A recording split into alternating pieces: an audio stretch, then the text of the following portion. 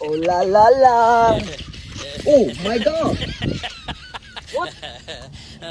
Look, the favorite. Oh.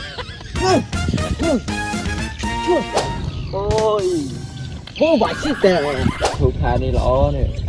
Thà đi thì bộ chào mau lụt ra đó đó. Lụt một cái chậu quần cu đầy món à. Wow, what's up? Oh, hell. Oh, what's that? Ôi, what the fuck? Ooh. Freeze this thing. What you wait?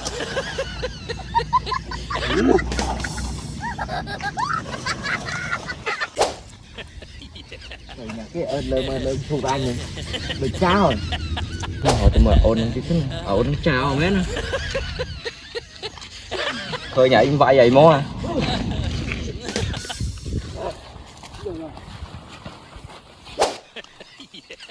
Mấy giờ này lướt chô cu. Ôi, mày sao mà rơi? Chô cu đâm. Lúa. Ở đây miền Bắc Bộ nhìn nhai ở đây chào. Nè tay nè. Bạn mình lướt chô cu. Ủa, xị mà đợi gì gì? Dịp trong khung năng man. Ok, bye man. Gì gì? Khúc vặn lên.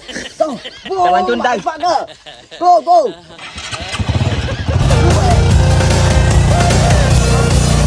Hey, don't bật lên.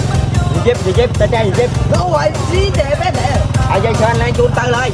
Ui, giờ bé được. À dây sơn nè. Tay trai gì dịp năng lấy. Ui,